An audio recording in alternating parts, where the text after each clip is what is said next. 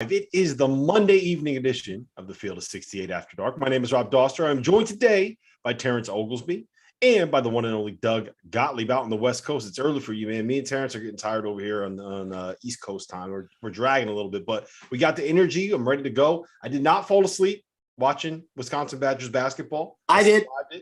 You did? All right. I got close. I had to battle it off, man. That was wait, brutal Before to watch.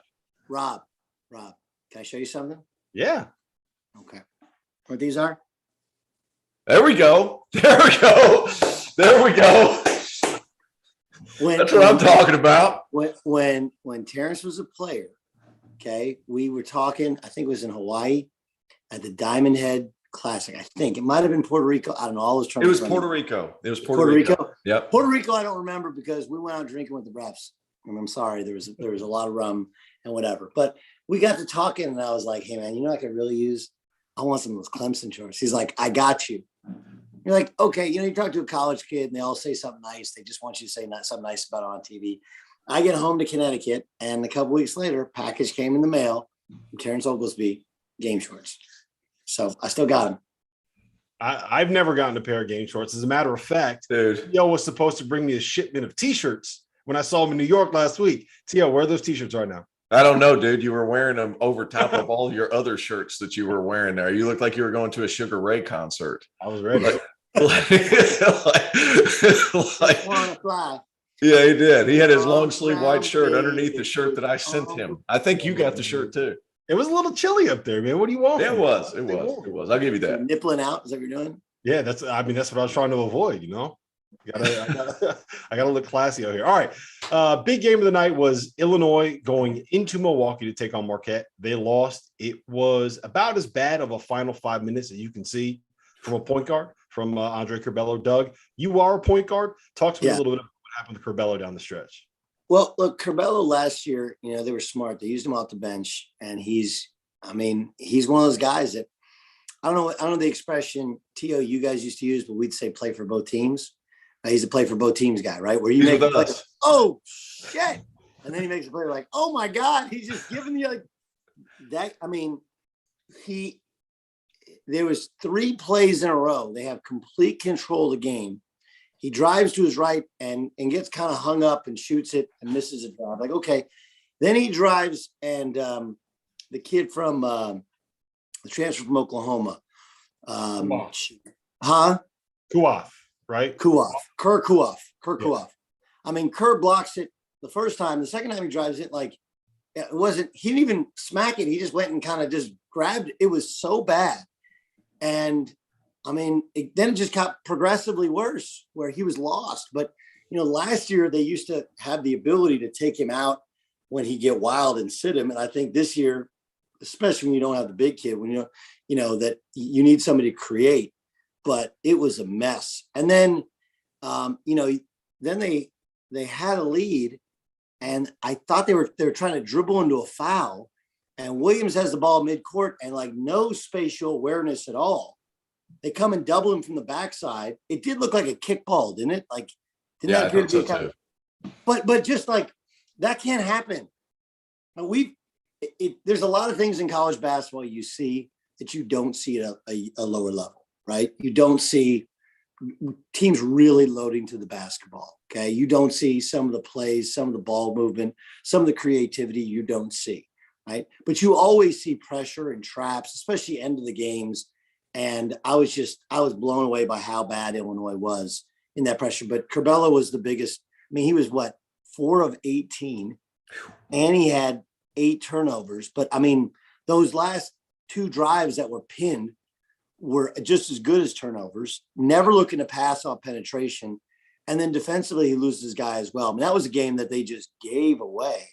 And, I can tell you, Brad on the way home is just going to be chewing some ass. But, God, Curbelo he's really he playing for both teams. That one was he was helping Marquette more. He's helping Illinois. What a disaster over the last 5 minutes. Theo, how do you fix that? Is that just a confidence thing? Is that they don't have Kofi and he's not sure how to operate without him? Is that you're asking a guy to step into a role that maybe he's not ready for? Or is that just something where he lost his mind for a game and he's going to be fine moving forward? How do you fix this? How do you move forward if you're Illinois? it's hard to fix it because he hadn't been able to shoot the ball well enough to make guys respect him outside. So it seemed like everybody was packing in. And not only that, he was trying to get into the paint in weird ways. He was backing down and then trying to create space and then trying to create help situations. But it was one of those things. I've never seen anything quite like it. Complete tunnel vision. I think he ended up with 4 or 5 turnovers there in the last, I think 4 turnovers in the last 3.5 minutes,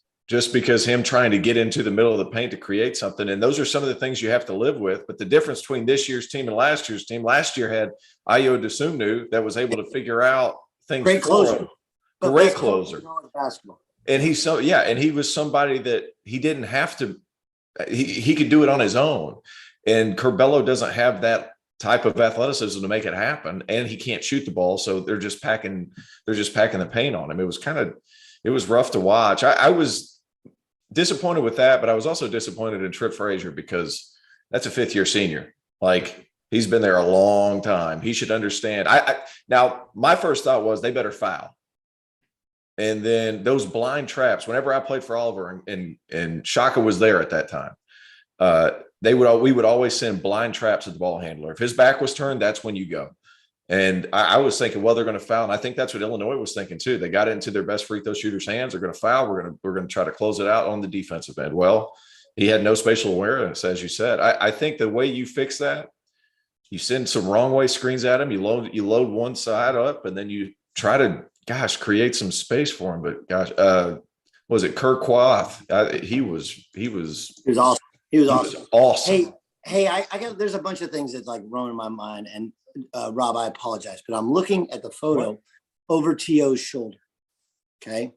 And this is an interesting thing. I had a conversation with somebody earlier today about never asking players to do something that you know they're not capable of. There's a prime example right there. No, not you, not you. Okay, Paulus, right? So Paulus is at Duke, and Duke has played the same back then, and they still kind of play the same way. Where, hey, we're just going to take you out of what you want to do. We're going to press you all over the court. And I feel bad for Greg Paulus, but like, he couldn't do it. I mean, look at T.O. is about to abuse him right now, right? About to put him on a highlight.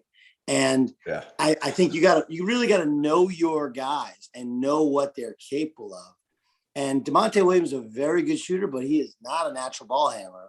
And so there's a situation there where you have to, end of game, you have to have pressure counters. You have to have guys flashing and ball moving, because really the only guy on that club, and I would disagree with a little bit of T.O. about Curbelo, because he does have some shit to him. He can handle, he can break it. The problem is the decision-making once he gets in the lane, it's way too fancy, right? There was an over-the-shoulder pass for no reason. Yeah. Or there's a little bit of a selfish gene where he's trying to win it by himself.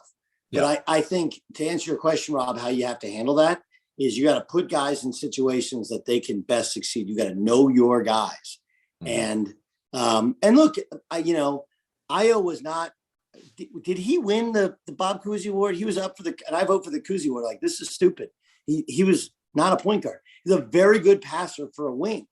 But see, when you have multiple ball handlers, last year they could take him out, or last year, Dosunmu could get the basketball. And obviously you can throw it to the big guy, but Kofi can't make a free throw. So I would say that the way to handle it is put guys in positions where they can succeed. You have to have a delay game sort of offense, and you got to have pressure counters and guys flashing. But that play didn't lose them the game. It was the succession of not having an offense, getting sped up, and Curbelo making error after error after error. And the worst part about it is, when your point guard is driving in and getting a shot block, they didn't have good defensive balance. When your point guard is driving in and turn the basketball over, you don't have defensive balance. You're better off getting a 30-second shot clock violation where you can set your defense, because Marquette couldn't score in the half court. Right. They can score, though, when they're going 2-on-1 and 1-on-1 and 3-on-2, they can score. And that was the part that killed them. Well, let me re-say what I was saying. I was saying like a wrong way ball screen, maybe have some ball movement, get him on one side with an empty side to where he would have some space, but he was trying to penetrate from the top. after putting his back to the basket, and then he'd try to turn and face, and it made it difficult. And Kawhi was just so good covering space, and the fact that he can't shoot, it hurts. I think Curbelo is one of the best whenever he has space, but man, they shut it down on him tonight. And that one behind, it was in a crucial part of the game, that behind the head pass. If that pass is on target to Trent Frazier, that's a bucket. Okay. That's a bucket. You can forget about it. But he couldn't put it on a dime. It was doing too much. And I think this is an underrated part because he's such a fiery dude. Yeah. Man, that place was rocking tonight. I mean, Shaka was juiced. You saw him over at the sideline the first 2 minutes. That's a perfect point. I just wanted to mention something real quick because, Doug, you mentioned putting players in a position where they can succeed. And I think we saw that kind of to a T with this Marquette team and Shaka Smart tonight. They're not really all that talented, but they have guys that have specific skills that can do certain things. Darryl Morsell can kind of get out and pressure the ball. He's a very, very good defensive player. You got a rim protector. You got Justin Lewis, switchable, everything you want out of guys. This felt like the kind of Shaka team that we expected to see when he got to Texas, but it feels. And look, it's one big win, struggle against 2 mid-majors, but you can kind of see what he wants to build in a performance like this, right? Yes, without any question. And I mean, that was the thing when he took the Texas job is my friends and I, the guys that, live around Texas basketball, like it could work, but you'd have to not take the 5-star big guys, like the junkyard dog. Well, I mean, when Marquette was really rolling, the type of guys that they won with were the type of guys that he could win with. So I agree. I still, I'm a little, and it's kind of a bigger discussion I've had on my pod with coaches about why people don't play fast, why they don't run and jump, why they don't really play as much havoc. They're picking up full court, but it's not the same type of pressure. And I still think that coaches, even Shaka, they get a little conservative because there's such respect for kids' ability to shoot the three now. And if you really play all out, if you really press the whole game, if you really try and trap the basketball, there's going to be nights and teams, they're going to beat you by 20 and it's going to be bad. Now there's going to be other teams you're going to run out of the building because they can't handle pressure, Yep. So a lot of guys have gotten conservative, but in terms of it's so much is about fit, right? It coaches about fit, just not players. And I do think Marquette fits Shaka more than Texas fits. Texas was a job he couldn't turn down, but a job that he probably should have turned down in hindsight. Yeah, and the other part of it is that when you press the way that Shaka Smart's teams did at VCU, you're relying on other teams to make mistakes. That's kind of what you're building your program around and your team around and your game plan around. And obviously that worked tonight. Andre Curbelo had 7 of Illinois' 26 turnovers. T.O., you did play for Shaka. So before we get into this interview with Darryl Morsell, we got that coming up in a minute. I just want to know, what is his energy like? What is the practice like with Shaka Smart? Why are these guys playing so hard for this dude? Well, keep in mind, he was an assistant there, but his presence about him then was definitely noticeable. But if I can go back and talk a little bit about what he's doing with Marquette right now, he knew that his team wasn't as talented as Illinois. So what does he do? He junks the game up. Yeah. He's got big time rim protection in the back. You can get a little bit top heavy. Kolek, to be honest with you, Doug, reminds me a little of me. I mean, he's probably better off the dribble, but a little bit slow. If you put him on the backside of some of their pressure stuff, you can hide the fact that you can hide it. You can hide it. You can hide some of your non-athletes. I don't know if you put them on the backside. The backside, you really have to be able to rotate, but you can make up for it with your mind and anticipation. Mm-hmm. But I think you have a guy who can really protect the rim. And you just, funnel stuff and pressure and go ahead, go back there. The shit's coming out anyway. And he is really good, not just at blocking shots, but sometimes faking it. Mm-hmm. He's got soft hands and how he blocks it. There's an art to it. So yeah, he jumped that sucker up. And it's interesting. Illinois, when we last saw them, they lost in the tournament to Loyola. And that was a completely, just really loading up on the basketball, and they wouldn't throw the skip pass to the corner. This one, I thought they did a pretty good job against the pressure. And again, to the last 5 minutes, and then you get sped up, mm-hmm. and you get to where you're looking at that clock. Oh shit, we haven't scored in forever. And yeah, then they got caught up in the style, and they getting sped up, I think, is the best way to explain it. Curbelo, the most obvious victim of it, but they all kind of got that way. Well, another big part too is you have to stay consistent with it, because there's going to be times like there were a couple of runs today by Illinois where they'd hit 3 threes in a row, and Trick Frazier got really hot, and hit those, but Shaka stayed with it. And even though you give up some of those in the short term, there's a wear down effect. You see it a little bit, but to a different extent with Florida State. Like, they just keep sending waves of guys at you. That pressure in a different manner that Marquette's they're going to have to do that to win, because compared to the top of the Big East, they just don't have as much talent. Yeah. So the star of the night for Marquette was Darryl Morsell. He finished with 21 points. He was 7 for 12 from the floor, hit 3 threes, had 5 boards, forced a couple of important turnovers down the stretch. And we have him joining us on the Field of 68 After Dark right now. And now I'm thrilled to be joined by Marquette star Darryl Morsell, fresh off of a win over number 10 Illinois. So first and foremost, Darryl, congrats, man. How you feeling right now? Thank you. I'm tired right now, but it's great to get that win tonight. You know, Pfizer was jumping. We had a top 10 team come into our arena, and we got the win. So I feel great. I'm excited. I'm just looking forward, to keep building with this group of guys and winning some more games. But I'm tired right now for sure. It's the good kind of tired, though, right? The good kind of tired. Yeah. So I got to ask you this. You never scored 20 when you were at Maryland. You transferred to Marquette, and now all of a sudden you're a bucket. Like, what happened? You scored 20 in all 3 of your games so far this season.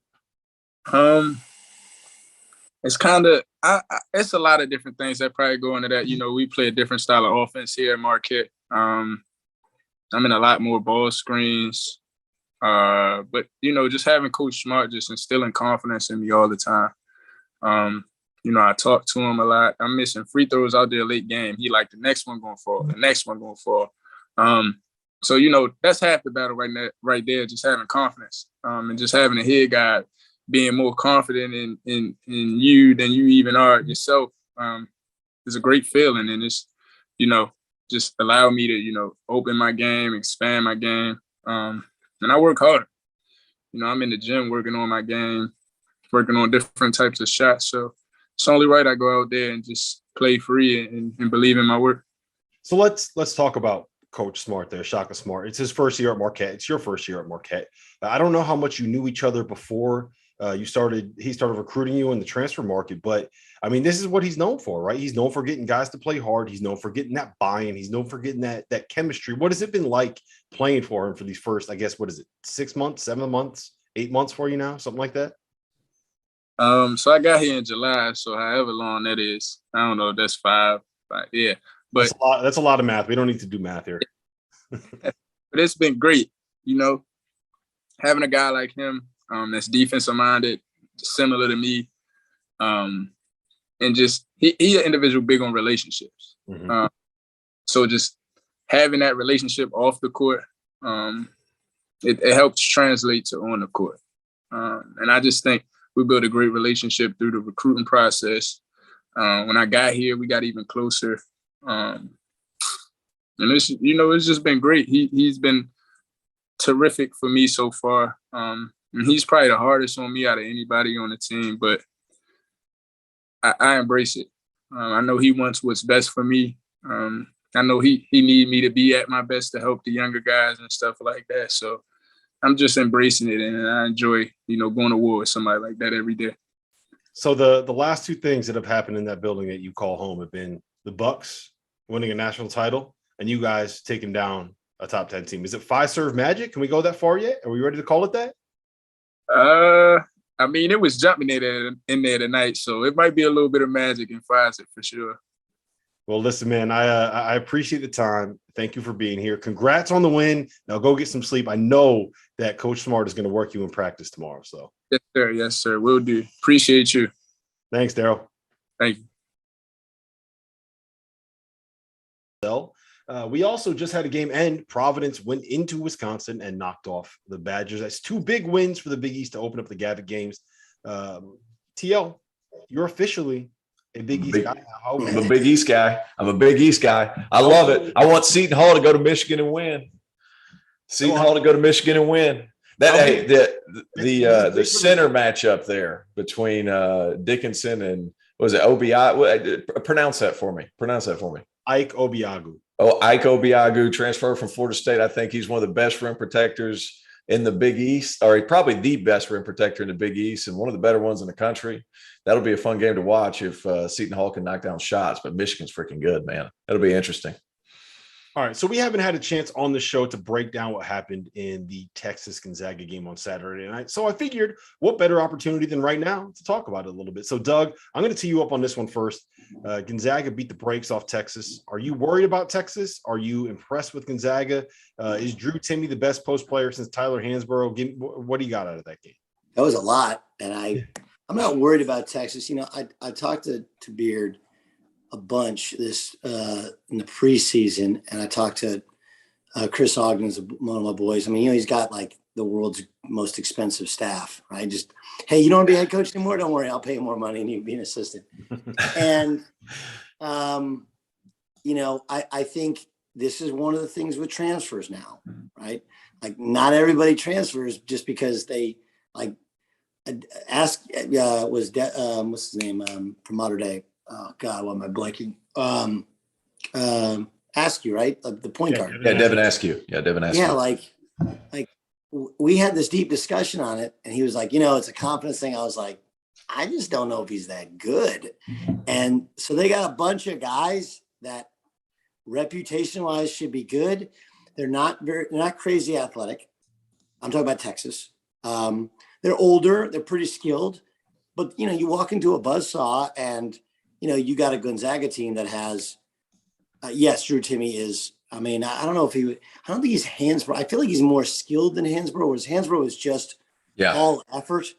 Like, Hansbrough was one of those guys just played so hard. He was like, would be annoying if he wasn't on your team, you know? Whereas it was terrible. Timmy's just really skilled. He plays hard too, and he's tough, but man, I mean, for a college kid, he's really, really skilled. He's a ballerina with a handle. Yeah, I'm big. I'm doing the Movember thing. Yeah, I know. That's why. Is that why you have it? Is that why you got them? Yeah, I hate mustache. I wouldn't. I'm not allowed to come within a couple hundred feet of a school because of this damn thing. Every time that you have a great take and you make a great point, you got to do the celebration. That's what you got to do. Yeah. So look, Gonzaga is good and Texas is talented, but it's look, it's very much a team that was just kind of put together. Yeah. And to play your first game where they throw it up and you're at the kennel. But I also think that they're not crazy athletic and they're good. I think that Beard's reputation properly precedes him. But again, if you look at all of his teams, even the best of them, they're not great to start the year. They're going to get better and better. Whereas Gonzaga is really, really, really freaking good. They're just really good. And Timmy's a stud. And then, you got Nemhart, who's, been through battles at two different schools. They have some interesting new pieces we can talk about. But I think part of it is Texas, not crazy athletic, not experienced together. And I think Beard's still trying to figure out exactly what he has. And he has one of those problems that coaches always say is a good problem. You got a lot of pieces that are kind of alike. And at some point you got to develop, okay, here's my 5, and then here's my 7 or 8. And there's a couple of guys that they might get pissed and transfer, but oh well. I think the big part too is Nimbard and Timme. Those two guys have been in the system for a year to where like all the guys that Beard brought in, they're all brand new to the system. And you're also, the guys that returned, you're also kind of reverse engineering what they've learned under Shaka. So like Andrew Jones, he scored it, but he doesn't really, does he do winning shit? I mean, he doesn't when really. He scored, they didn't win, right? Back when he was a scorer, they didn't win, right? Now all of a sudden he's trying to fit in. But the reverse engineering is a really good word. They didn't teach that at Oklahoma State. That's a Clemson quality. It came out by accident. But no, I mean, you're having to reteach these guys. I mean, the one guy I will say I really like a lot, Timmy Allen. I thought when they figured out, hey man, we're going to go after Chet Holmgren. We're just going to go at his chest. I think it started to turn around. They actually beat Gonzaga in the second half. Not that the game's always, it's always fluctuating with ebbs and flows and whatnot, but they made some adjustments. And I think a lot of it, Beard is having to teach winning shit and you're doing it at the expense of winning now, to where a lot of times I think, like I brought this example up earlier today when Kentucky went undefeated forever and lost in the Elite Eight. It's like, well, that team had problems throughout the year, but because they won, it kind of covered up some of those problems. So you're winning in spite of development, to where it's almost, and it's not a bad loss too. I think that's a great thing about it. It's like, if you lose it, it was like, well, you lost it. Did you lose by 20? Yeah, it looks kind of bad, but it's not. Coaches love it when you lose early in the season and you know you're going to go to the tournament. Coaches love that shit, right? Because then they can, oh, you guys thought you're big time. You know what's going to be amazing is going to be Rasir Bolton. How that. He was good. He was really good. He was really good, and he's always been talented. But I mean, how about the dude's been in 2 schools in 2 years, and both those coaches got fired, and and they've had more issues with the dad than with him, but they all the staffs be like, look, it is not a talent thing, and it's really interesting on how when you take a kid who's been in 2 different environments and the coaches got fired, like Iowa State, that thing just went bad in a hurry, but now you put him in the culture of Gonzaga. Does the kid bring others down, or they bring everybody else up? And everything I've heard is he's been great, and he's assimilated their culture. It's kind of the power of being in Spokane, the power of being on a team that, lost the national championship game. Like, hey, our shit works, your shit doesn't. But that one's going to be a really interesting one to pay attention to. So I do want to ask you guys just real quick about Texas. How long do you think it'll take to kind of get everybody acclimated to that style of play, right? Like picking up the nominal defense, picking up the motion offense that they run is not going to be the easiest thing in the world, especially when you have a new coaching staff and all of the, like you mentioned, Tio, all of the returning players are essentially new players within these current programs. So is there amount of time that you expect, and will the return of Dylan, I don't even know how to say his last, Disu, whatever his name is, will that have an impact, Tio? You go first on that one. Yeah, because he was probably the best transfer, truth be told. I mean, he was Vanderbilt's leading rebounder. He can really stretch the floor. He's strong as an ox. He would have given them some more size, because I looked at them last night. I thought they looked really small. I mean, Chet Holmgren's out there a beanpole, and then Drew Timmy's not small either. And Texas, at times, they looked like a bunch of switchable 6'5", 6'6s, but they didn't really have that big presence. And Trey Mitchell came in but struggled. So it was kind of, I think he can come in and give them some big minutes. I would say middle to end of January is when they're going to start clicking, because you're setting a tone. You got all new guys. They still need to figure each other out. And Frank Martin said this at the Asheville Championships. He said, guys are very unselfish during the summer. And then when they start to play with each other during the games, you have to kind of change their minds a little bit more as you go on throughout the season. And you got to keep in mind, 7 guys averaging double figures last season on that squad. They're going to take a while to kind of figure out who's going to be the guy, who's going to be the alpha of the group. But that, along with defensive principles, what they can and can't get away with under Beard, they're still learning that. I mean, shoot, they're 2 games in. How in the world would they know? Well, remember, you got Northern Colorado, San Jose, Cal Baptist, Sam Houston, Rio Grande. They do play Seton Hall, but UAPB, Arkansas Pine Bluff, Stanford, Rice, Incarnate Word. They got a bunch of dubs here. They'll figure out the next. I mean, that's what we used to call preseason. Now it's non-conference, whatever. Like, it's still the preseason. They'll figure. And they even open up Big 12 play at K-State, which will be a good, tough environment. But it's before the students come back, and they play Oklahoma State, who's really athletic, but just okay. They lost to Oakland. I think they'll be fine by, conference play. They'll have a better sense, and they'll probably be a stretch in the middle of conference play where somebody will leave, and they'll play poorly. But Chris is really, really good. And I do think that, he coached in the ABA one of his years out. And I think that along with, some of the lower, some JUCO, like, it's a different type of managing things. You learn, I think, better to manage losses at that level. The losses don't hurt you as personally as much as at the very high, when you're normally at Duke or Kentucky or Kansas, like, you're trying to go 35-0, right? Where with Beard, it's just about getting better, and it's a little bit transactional. Who's available tonight? Who wants to play? Who doesn't? We may lose a guy, we may add a guy, whatever, and you got to kind of roll with it. So I think his particular style, it'll be fine. And I'm basically with you. I mean, it'll be a while till they figure it out. But those guarantee games are, great coaching tools. They'll just out talent those teams. Yeah. But you'll see him tweak with the lineups. You'll see him play a little bit left-handed. And I think, he'll figure it out by conference play. And by the way, is the Big 12 any good? Like, really? I love my league. I just, Baylor lost so much. They'll be good. I think Kansas is pretty damn good. They're good. I do. That's actually a perfect segue, Doug, because I want to know who you guys think is the best team in college basketball right now. I think, for my money, there's 4 that we can put in the conversation, right? Okay. There's Gonzaga. Okay. There's UCLA. There's Duke, and there's Kansas. And if there's anyone else that you think belongs in that conversation, please let me know. But for my money, it's those 4 teams right now that have a stake to the claim at number 1 in college basketball. Is it Gonzaga, Doug?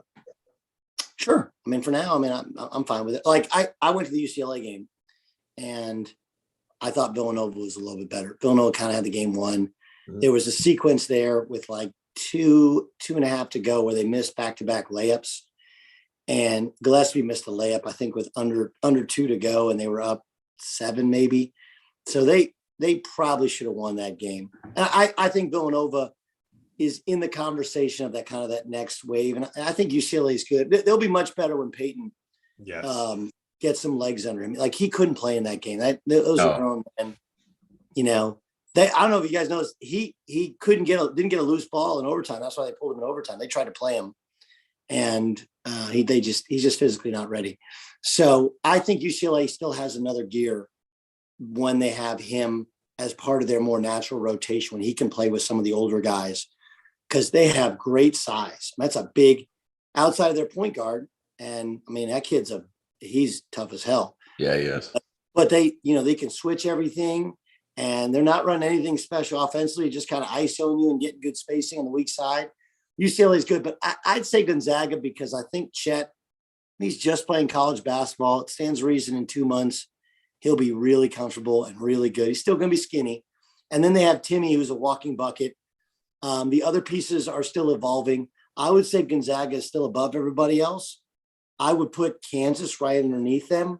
I think Duke, those 2 freshmen, and Pablo is, is he good? Mm. And I think by February, I wouldn't be surprised if Duke is above that of UCLA or above that of something. But right now, I would go with the teams that have a couple of the older kids, like a Gonzaga would be 1. And then 2, I'm probably going to go with a UCLA 3. I mean, Nova's right there. And then the Dukes, and then, or maybe Kansas right there in that, and then Duke, and then Kentucky. So my only quibble is with Villanova in that same mix, just because I can see where every other team can grow, right? You can see where there is room for a ceiling. We haven't seen Kansas with Jalen Wilson yet, and we haven't seen Kansas with Remy Martin doing everything that Bill Self wants him to do at this point. We haven't seen Duke. Remy Martin's a play for both teams guy though now too. Oh, he is. He will throw that shit in the stands. He will take some shots. But Bill is. We had Sean Miller on. And I think this was the perfect way to phrase it. He said Remy Martin is one of those guys that drives both coaches crazy. Yes. Well, once Jalen Wilson comes back, then you'll be able to bring him off the bench and play him a little bit more sporadically, because he kind of provides what I did, kind of that spurt ability to where he can get you like 8 to 10 and blow a game open, but he could also turn it over twice or airball it 3 times or whatever the hell I did. I got to ask you a question here, because I'm thinking about Chet Holmgren, and I was watching his demeanor yesterday. I'm glad we're talking about this. Go. I'm listening. Yeah, I was watching his demeanor, because to me, like, you could see him saying to Timmy, like, it's all day. They can't guard you. Where is the balance between him being like, I'm being a team guy, that's working, we're going to go, because they're not going to play many teams that Drew Timmy's not going to dominate. So, like, between him asserting himself and him pulling back, I think, like, for his next level potential, like, that's going to be interesting to follow moving forward. I'm curious your thoughts though, right there. In terms of is he an alpha? Yeah, that's the thing, because it seems to me like he could be, but it was like he was kind of. My thing is like my I thing think is, he absolutely is an alpha. Not I would. I think he absolutely is an alpha. Just the way that he's carried himself at every level until he's gotten to Gonzaga, I think he absolutely is an alpha. And I also do think that part of the reason he went to Gonzaga is because he understood, okay, I'm going to go here and I'm going to fit into what they already have going. And if that means kind of being second fiddle to Drew Timme, who, by the way, is probably going to end up being the National Player of the Year, I get it. I understand it. But I do think there's the image that always stands out to me. And I know this was like a set up fake game for TV or whatever, but when they played Amani Bates on that national TV game, you guys remember that? And seeing him walk down court after he crossed up Amani at half court, went and dunked on the whole team with 3 minutes left, walking down court, tapping his chest, saying, "That's all this. This is my shit. That's all this." Like that. I don't think that was fake, and it could have been fake. It could have been fake. I'm with you, Rob. That's not my thing. My thing is, you look at Pablo's body, look at his body. That's it. That's what I've been saying. And everybody just assumes like, well, he's going to get older and he's going to put on size. But like, we all know guys that like they can't do it. No. And what does he look like when he puts on size? And I haven't seen his measurements. Is he really long or is he just skinny? Oh no, he's really long or is he just skinny? It's like a 7'5" wingspan. Okay, yeah, he's a genetic freak. The only guy that's really able to get away with being like a bag of bones and dominating the NBA is Kevin Durant. Mm-hmm. And maybe he is Kevin Durant. If he's Kevin Durant, but what people forget about Kevin Durant, and it was a really, who told me this? It was when what's the cat? Oh God, he's played for the Lakers now. He's with the Pelicans. He's Ingram. Been hurt. Ingram. Everybody's like, oh, Brandon Ingram's next Kevin Durant. Like, Kevin Durant averaged like over 10 boards a game at Texas. Like, there's a different. He may be an inch shorter, and he may be skinny, and he may be skilled, but Kevin Durant. Danny Manning said Kevin Durant was the best basketball player to ever play on the floor at Fog Allen. That's what he told Bill Self. Right? There's a different level of bad motherfucker that Kevin Durant was, and no one should ever be compared to Kevin Durant. Like, can we? Let's just put stuff fair right now. We're gonna pin that up. But like a skinny dude that tall who can handle and shoot, like I would have a hard time. I'm gonna have a hard time, especially now when they're changing the NBA and the officiating, going like looking at Pablo's body and look at Chet's body and go like, I'm gonna take Chet. Right? No way. No, I said after the Duke game, whenever they blew the doors off of Kentucky, I was like, that might be. I didn't say mine. I said I think that Paolo Banchero is the best NBA prospect that K has ever had, and I'm not backing off of that statement. I'm not backing, and the reason being, what doesn't he do? One, he's supremely skilled. He's 6'10" and he's 250. People are going to compare him to Chet. To me, there's no comparison. The fact that they just went right into his chest last night. Tio, this is a great point. Okay, all of these kids, like if you want to compare them to all the other Duke guys, so many of them had to change one thing when they get right. They had to change one thing. Jay Williams had to become a point guard, and obviously his career was shortened by the injury. Zion's whole thing is his body, which he hasn't figured out. And he couldn't shoot, and he can't shoot. He can't shoot, but shooting, okay. But he also had to fix his body. Like that kid doesn't have to fix anything. Like he looks like he's playing at the wrong level. It's like when you walk into an AAU tournament and goes, why is that kid playing silver? He should be playing gold, right? Why is he playing at Duke? He should be playing for the Hornets. Yeah, but so Chet, the only thing missing is the body. And I just don't know. Like I assume most people, but it's not like he's not, and he's going to get to where he's getting those man muscles in like the next year or so, and his body will change. But some guys are just forever. But still, I play with a guy.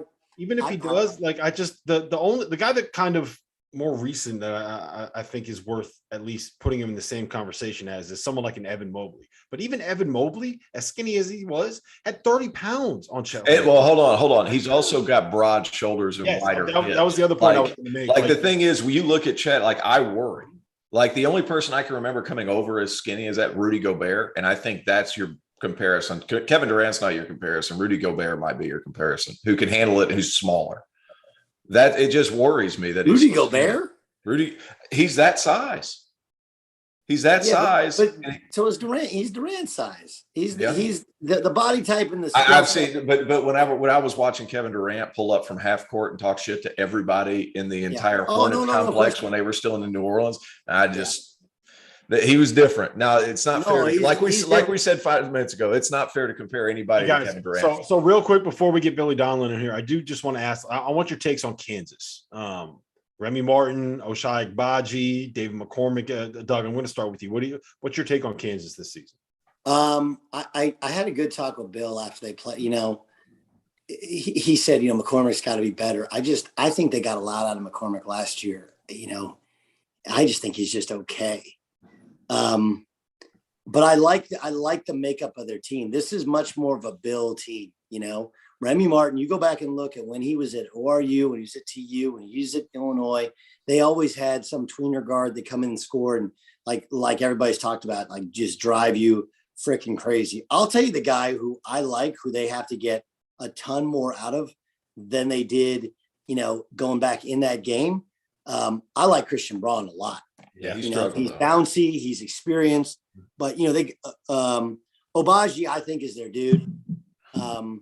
I don't know if they're as deep as some would like them to believe, but when you bring like Mitch Lightfoot, who you would call him Dr. Mitch, he's been there so long, like they have that age and experience. They have some youth. They have some guard scoring. I like them a lot. Man, they're a good ass team. And I mean, what he did last year, like they basically had like 4 guys that could play basketball last year, and they had no point guard. And so now I think they're better at the point. And Obaji's the dude, but Cormick, though, I just think he's limited if you're trying to make him the focal point of your offense. If he's a 4th best scorer, now you're pretty damn good. If he's your go-to guy, the way they had to feed him last year, I think you're going to struggle because he just doesn't have the explosiveness. He's not really agile. He's a little bit mechanical. I mean, they've made him, and he's made himself into a really good college player, but there's just a ceiling there that he bumps into when he goes against the best of the best of the best. So I like their crew. I just think people have unrealistic expectations of David McCormick because of how well statistically he played last year, but that was more out of necessity. They had to play slower. They had to play inside out, and they just kept feeding him the basketball. And eventually, especially in that league where they didn't have a lot of traditional bigs, I thought he did quite well. Yeah, Tino, I don't mean to cut you off. Go ahead. But I'm going to. We have the man of the hour in the building right now. We have Billy Donlin. I said Billy Donovan. You better be careful. Billy Donlin, the head coach of Kansas City, the Kangaroos, who went into Columbia tonight and knocked off the University of Missouri. And I guess, is he coming in now, Dagan? By the way, I just checked the box scores. UCLA is only up by 2 on Long Beach State right now. Coach Donlin, what's going on, man? How you doing? I'm doing great. How are you? Appreciate you having me on. So you guys just went into Missouri and picked up a win. How you feeling right now? How's that bus ride? Got to be pretty happy.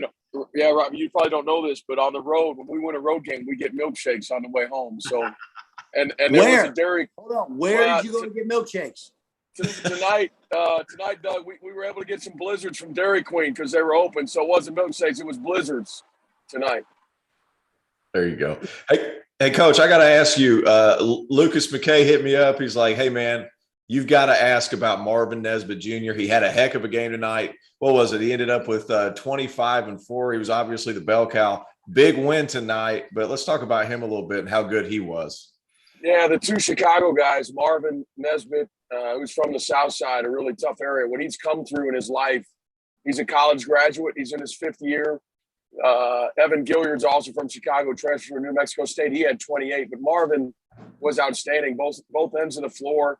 And when you guys know this, when you play Missouri, if you can't get with them on the glass, you have no chance. We only gave up 6 offensive rebounds, 1 in the first half, and Marv had a lot to do with that. So he was phenomenal. He's an outstanding young man, plays incredibly hard, fearless, and you need that when you go to a Missouri after getting kind of smoked by Iowa. You need a fearless guy on your team, and we had a couple of those tonight. Billy, you're up 9 at the half. Okay. And so everybody's feeling good and they're juiced. You knew they were going to come out, and you're playing. We all know how guarantee games work, right? You're playing 5 out of 8 in the second half, right? Nobody wants you to win that game. What'd you tell them at halftime? I just told him the same two things, Doug. Like Missouri, it's transition defense and the backboards. And I said, no matter what happens, if you can do that, and then we're a gap team, they like to take you off the dribble. They're not a great three-point shooting team, so you needed some breaks. They didn't make any tonight.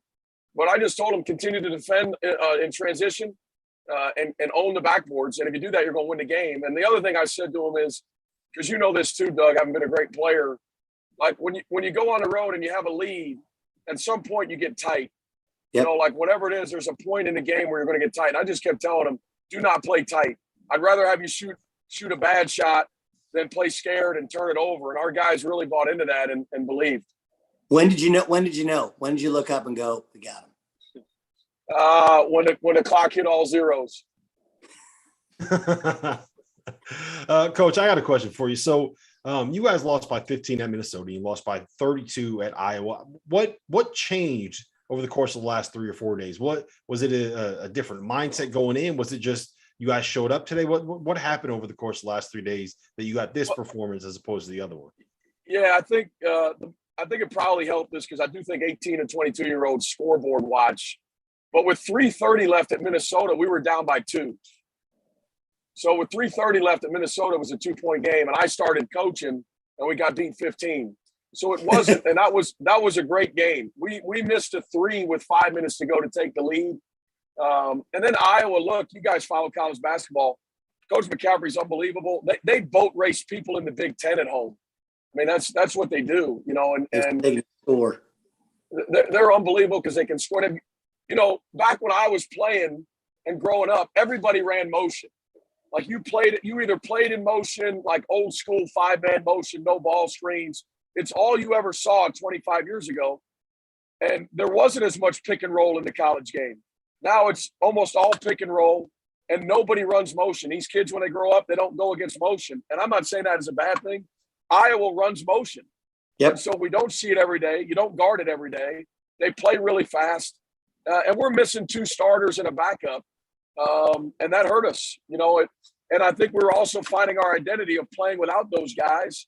And our kids had a great practice. We were humbled after Iowa, and they had a great practice and a couple of days of practice and prepared well for Mizzou. All right. Well, listen, Coach, we appreciate the time. I hope you enjoyed the Dairy Queen there. Wait, is he on? Hold on. Are you guys on like a fun bus? Is there a stripper pole on that bus? What the hell? Where, man. What? Hey, man.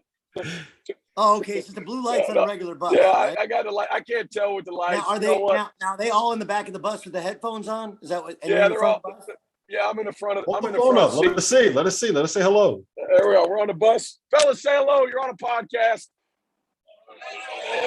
There we go. Congrats, Bruce.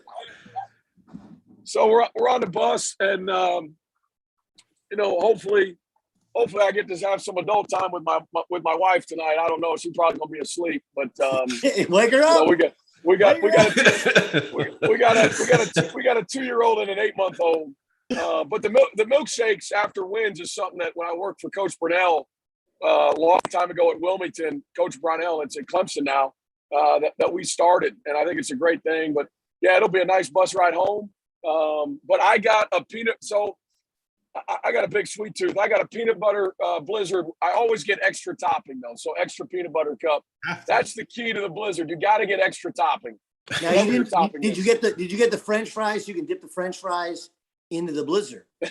No, because I don't do the P90X like you, Doug. I can't add those extra fries to the calories, you know. You just add an extra topping, but you're making.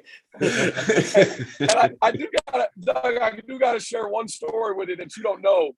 And it involves Fran McCaffrey. If you guys, so oh boy, when I was coming out of high school, Coach McCaffrey was at Notre Dame, and he calls me up. They were kind of recruiting me. It's a true story. And they said, "Hey," they said, "Billy, we got a kid coming in this weekend, and if he doesn't take it, I'm pretty sure you're going to be next." And the kid that came in that weekend was Doug Gottlieb. So you took my scholarship to Notre Dame, and he's a lying dog. It was me, then Jeff Billett. He said the same thing with me. Remember, Billett was that year. Yeah, Billett, right? Billett was Jersey kid, and he's like, "Look, you got 3 weeks, and then Billett's going to visit, and if not, then it's Billy Donlin. And he's going to take this shit." And then Billett decided he went to Rutgers, and I took the Notre Dame one. That's right.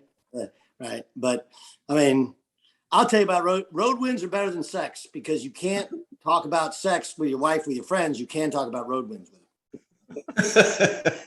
True story. Yeah, there's nothing like that. There's nothing like winning on the road. Winning on the road is special, and I'm happy for Kansas City fans. To beat Missouri makes it a little extra special. And Gonzo does a great job. He's a great coach. And our Blizzards and call. Billy, great stuff, man. That was fun. Thanks, Coach.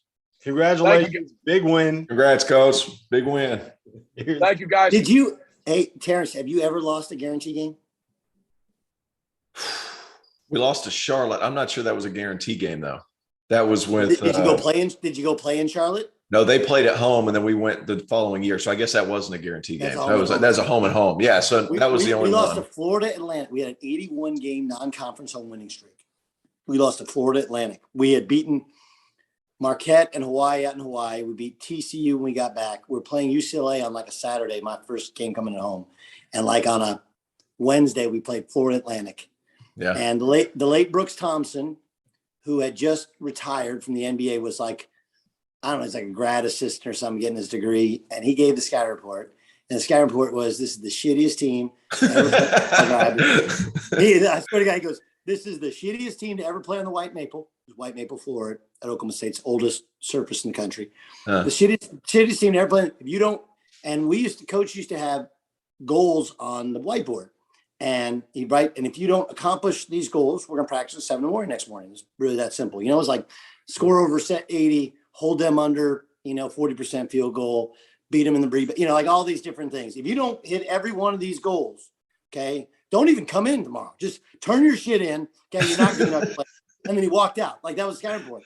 And they played 5 small guys. We only had 4 guards eligible, and they beat us on the craziest shit ever.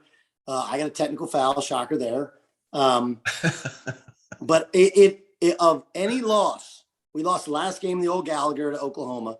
Those 2 losses are the worst losses of my life. Like to lose it, like right now, those Conzo's sitting there and everybody's gonna be on his ass, and every one of those players knows there's gonna be hell to pay, right? Like we only think of the big boys when they lose. We never think of the Missouri, Kansas Cities and the wins. And that's a hell of those kids who win that game, that's a career maker. They're gonna tell their kids about it. The time they went up to Mizzou. It's huge. It's huge. Went to Mizzou, 5 on 8. Nobody wanted us to win. We got the check, and then went. I was about to say, like, handing the check over after a loss is like, that's brutal. I think they should do that. Doster, I got a great idea for college basketball. Well, hold on. I got a story about that real quick. So I don't want to say the name of the program, but it was a low major that was playing on the road at Ohio State, right? And this was probably about 15 years ago. And I don't know who it was on the low major staff that was in charge of taking the actual check and bringing it back to the program with them. But the guy, he took the check and he left and he went to a bank to try to cash it. And he said, I'm done. My basketball career is over. I'm going to go try to get the $75,000 check. You tried to cash the check? Yeah, he went to the bank, tried to cash the check, got arrested. I remember something like that happening. That was back when I was playing or something like that. The dude bolted and then like tried to cash a check and then moved it back. Here's my idea, right? I think they should have the coach come out like before the game or after the game, whatever, and get one of those big Happy Gilmore checks. Absolutely. Right. Publishers Clearinghouse ones, just go get a big check. And it'll be really cool. Like you win and then you run out with the check. And you're like, that'd be awesome. Yeah, that'd be great. Because people don't know how much love that, Doug. You know who would love that? The home crowd that just saw their team lose to a team that they paid on. Oh my God. It'd be so good. People don't realize how much money these low majors get paid either. Oh, like it's so much money. It's so much money. Hey, we were talking about Duke and Kansas. I'm going to revert back to that a little bit because I got to asking questions, but I think the best team in the country right now is Gonzaga. Best team. They've got guys coming back. They're establishing their system. I think the most talented team right now is Duke. I love what Wendell Moore did coming in. Whenever they switched him on Severe Wheeler in the second half of that Champions Classic, and they just said, "Hey guys, help late." And then we're going to take away some of his passing lanes. It was tough. I thought he did a fantastic job. Are they going to be able to shoot it? That scares me. But Paolo and Trevor Keels, I didn't take Trevor Keels into account, Doug. I thought like, man, this kid's 235, 240 pounds. He's a little too heavy. Is he going to be able to keep up? Man, he plays so low to the ground at that size. His talent level is really, really good. And Paolo is just a joke. His spin to the baseline fadeaway away from the double team was like, it was exactly what you said. Why is this kid playing silver? He should be playing for the Clippers or something. Like, it was insane. It was insane. But I think Gonzaga is the best team right now. I'm okay with that. But now the thing about Gonzaga that's interesting, Rob and Tio, is last year I was convinced that they're going to win the whole thing. And all these coaches like Baylor. And I was like, nah, Gonzaga's got too much firepower. Yeah. And now I'm reverting back to all of my previous thoughts about Gonzaga is, can they change how you play with their defense? They've never been able to do that. They just, they've always been so skilled offensively. Mm-hmm. Okay. But look, it's the old cliche of defense wins championships. They've never been able, they've always had to trick you. They've always had to go some zones, some box and one, some man-to-man. And really, a lot of times they play defense just because it's in between playing offense, right? How quickly can we get this shit over with and then go back to playing offense where it's beautiful because they can all pass, dribble, handle, they play together. And so that's my question about this team, because what I did see from UCLA, and UCLA does not, they might have one pro in their team. There are some guys that are playing. They just gave up 45 to Long Beach State in half. Well, I talked to Mike Lewis. He was driving home and he's like, I had the scout for this one. Good luck. Who's got the scout for Long Beach State? Because trying to get him up for, that's the scheduling thing is like, you got to be really hard, really, if you have Nova at home, sell out and then like, hey, we're at Long Beach State. And this is Long Beach State Super Bowl, right? Yeah. This is what always happens to UCLA. They always lose to a Pepperdine, a Long Beach, Fullerton, whatever, Loyola, Marymount. They always one of these local ones. And you got to be careful who you play in that next game, because I don't care how much you sell it as an assistant coach, fucking Long Beach State, right? Like these guys, they would have died to play UCLA. We just played Villanova and beat them. Coming off that win, you can't tell anyone on that roster anything, right? No. Now they do have, they got some hard-nosed kids, but and I'm sure Mick was very calm at halftime after they gave up 46. Yeah, I'm sure. Very, very calm. nice and relaxed, having a nice cup of tea. Well, listen. Can I tell a great Mick Cronin story? I have an unbelievable Mick Cronin story. Yeah, I want to hear it, Rob. I want to stay up. Okay. I'm all here. Okay. So January 1st of it was like Mick's first year at Cincinnati. So you guys can go look at the years if you want to Google real quick. Okay, I'm doing Cincinnati, Louisville with Tom Brennan. Okay. So the legend. The legend. So all he wanted to go to was, is it Jack Ruby's? What's that place in Louisville where the guy, that's all he wanted to do was meet this guy, Ruby, who owns some famous restaurant in Louisville. And he wanted to meet him because that guy kicked O.J. Simpson out of the restaurant. And he's like, I want to shake his hand. So we go to, so we walk in to Cincinnati's practice. And Cincinnati's practicing at Freedom Hall. Okay, this is back when they played Freedom Hall. And we walk in and like, there's nobody there except for, there are 12 dudes and, 12 dudes at Cincinnati and Mick's first or second year or something. And you got guys like cut off t-shirts and like wearing togs, not wearing real jerseys, like it looks like they're a bad AAU team or like some, athletes in action coming to play Louisville the next day. And Derek character or whatever was the center for Louisville, right? Yeah. So Mick stops practice and he goes, if you try that shit with character tomorrow, he's going to take this ball. He's going to shove it up your ass. Ain't that right, Coach Brennan? And like Tom Brennan's like, whatever you say, Mick, right? It was like his intensity was palpable. So one of the managers comes over and like, hey, coach talked to you after practice. He's my man. How long are you guys going? He's like, shit, man, we went 2 hours in Cincinnati and we've been here an hour and a half. Right? Remember, it's New Year's Eve. Right? So then we go over to Louisville's practice. They're practicing in their practice facility. And if you were there when Patino was there, he was always mic'd up. there's not a crease on his clothing. I mean, his hair is perfect. All the staff, it's like it's orchestra. You know, they buzz the horn. They go to the next drill. They're doing stations. They're doing breakdowns. They got walk-ons that come in and run through the Cincinnati's offense. And Rick never raises his voice because he's mic'd up. They're filming it. It's a thing of beauty. Okay, we walk out of the practice, and TB calls his son up. He's like, put everything you got on Louisville. Fuck everything you got. Everything you got. So anyway, so then we go to Rick he's like, listen, you can't sit with us, but we're all going over to I think it was like Ruth's Chris. We're all going to Ruth's Chris for dinner. Players will be there. I'll be there. We'll talk a little bit then. So we go and we sit and we had dinner, and or maybe it's Morton's, and they're at the next table. And Rick comes over, couldn't have been nicer, spent about 15 minutes with us, told us everything we want to know, right? All the players are in shirts and ties. They have to get up, the freshmen have to get up and sing, like everything. You're like, oh my God, like this is a complete mismatch, right? One team looks like the Bad News Bears and is getting motherfucked in Cincinnati for 2 hours, and then motherfucked again on the trip, and then motherfucked when they walk into Louisville, right? God is my witness. Go look up the score, okay? Louisville beat their ass, right? And we're sitting there going, and Tom Brennan's sitting there just sweating his ass off. I'm like, how much did you put on the game? He's like, it's not my money, it's my son's money. I can't believe it. It was hilarious. But it's one of those things where, as a broadcaster, or as a writer or whatever, you go to these practices, and most times you can tell, like, this team is going to beat that team. I can just tell, right? And that one, it fooled us. And I'm like, you said Louisville won.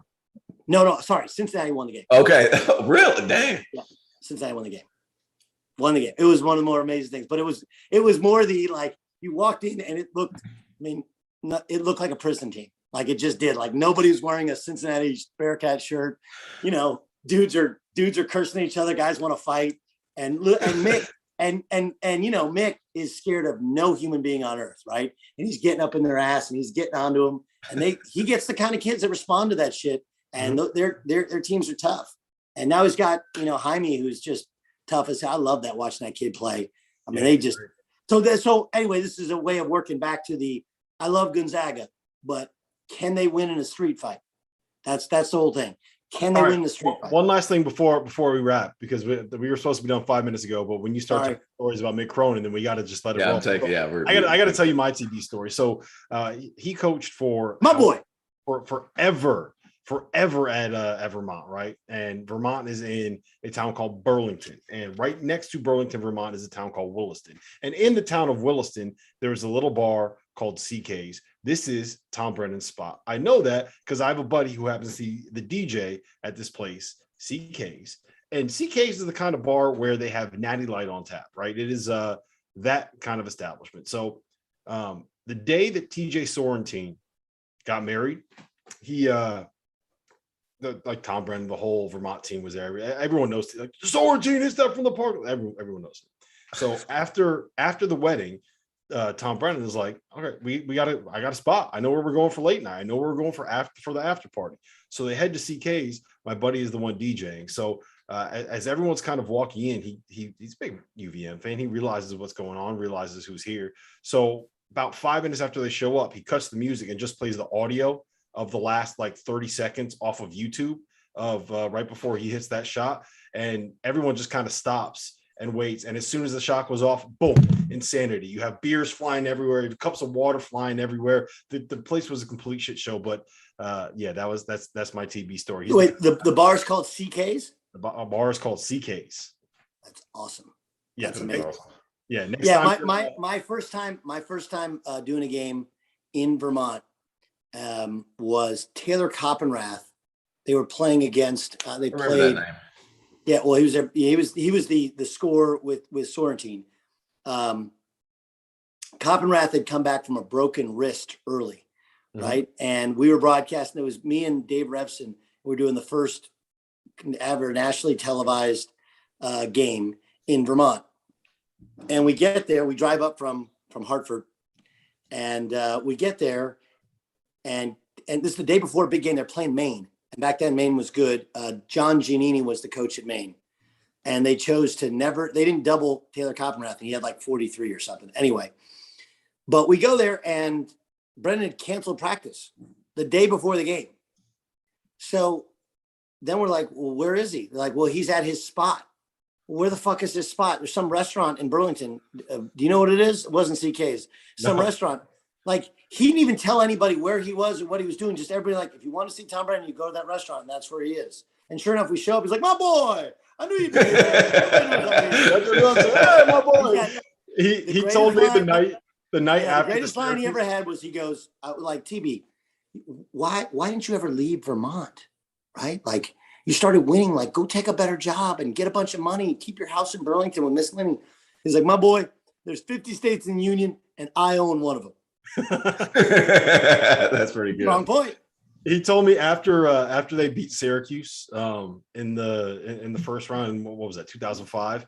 The next night they had the practice on like a Friday, and he was like, they were playing in Worcester, Massachusetts. And he went to one of the security guards that was in the building. He's like, hey, where's the best place to get a steak in Worcester, Massachusetts? And the guy was like, there's no place good. You got to go to Boston, which is like probably an hour and 15 minutes away. So after practice, he gets all the players on the bus, and they're like, we're going to Boston. And he goes to the bus driver, take me to a steakhouse in Boston. And boom, take the bus all the way to Boston, have their steak dinner in Boston, take the bus all the way back. He probably canceled practice early on that day too. That's what he does. That's how Tom Brennan operates. Anyways, I didn't know how we went from talking about the best team in college basketball to our best Tom Brennan stories, but that's what happens when you're on the field at 68 after dark. And I finished my my beverage. You never know what's going to end up happening. So for Terrence Oglesby, for Doug Gottlieb, I'm Rob Dawson. This was a lot of fun, guys. We're going to have to do this again. Anytime.